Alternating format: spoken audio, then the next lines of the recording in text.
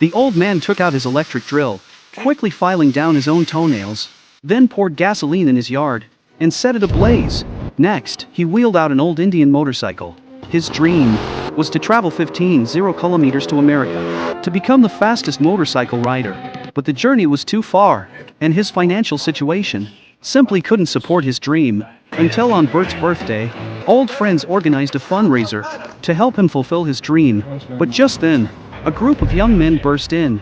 They mockingly laughed at Bert's dream, saying he had one foot in the grave already, and was just prolonging his suffering. After hearing this, Bert challenged the young men to settle who was better. The youth put down $100, betting old Bert would finish last. A showdown between young and old was about to unfold. At the signal, everyone took off, leaving only old Bert behind.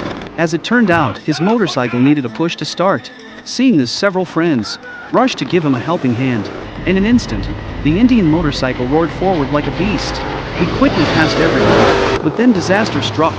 The crash nearly killed old Bert on the spot. Worse still, the next day he was rushed to the hospital by ambulance.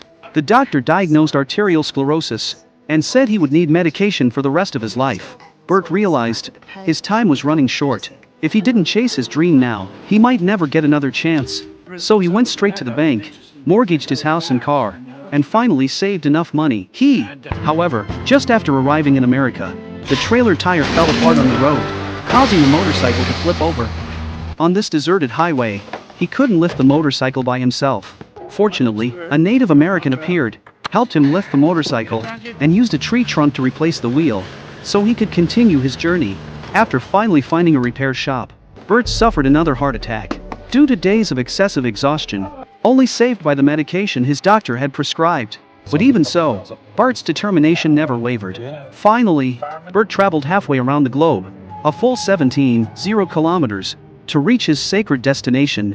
At over 70 years old, he had given everything for his dream. However, during the next day's inspection, he encountered a major problem. The officials were stunned when they saw this antique. The engine panel was made from kitchen door hinges. The gas cap was a wine bottle cork. The high-speed tires were shaped with a kitchen knife. No brakes, no parachute. The motorcycle failed the technical inspection. This made Bert emotional, triggering his condition again, forcing him to take medication to stabilize.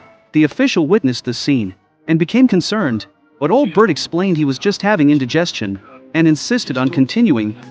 You see, everyone wants us old buggers to curl up in some quiet corner and die. Well, Bert Monroe's not ready to finish yet, I'll tell you that, mate. The official, moved by old Bert's persistence, decided to give him a chance. On race day, Bert gazed at the endless salt flats, kissed his beloved Indian motorcycle, and with everyone's help, the bike wobbled forward. First speed check, 158.64 mil/. Second speed check, 167.92 mil/. Third speed check, 172.43 mil/. As he passed one checkpoint after another, his speed approached the limit. The heat from the exhaust pipe caused old Bert's leg to smoke, but he endured the excruciating pain and continued to sprint. The excessive speed caused the bike to shake violently. To stabilize it, Bert struggled to lift his head, and his goggles were instantly blown away. He had to drive with his eyes closed. At the final checkpoint, he twisted the throttle all the way again. A new record, 201.851 miles per hour. Everyone erupted in celebration. 70-year-old Bert had set a new world record. However, the extreme speed caused him to lose balance completely and crash. By the time he crawled out, his lower leg was scalded and raw, but his face showed no sign of pain, only the joy of realizing his dream. For these few minutes, Bert had waited a full 25 years.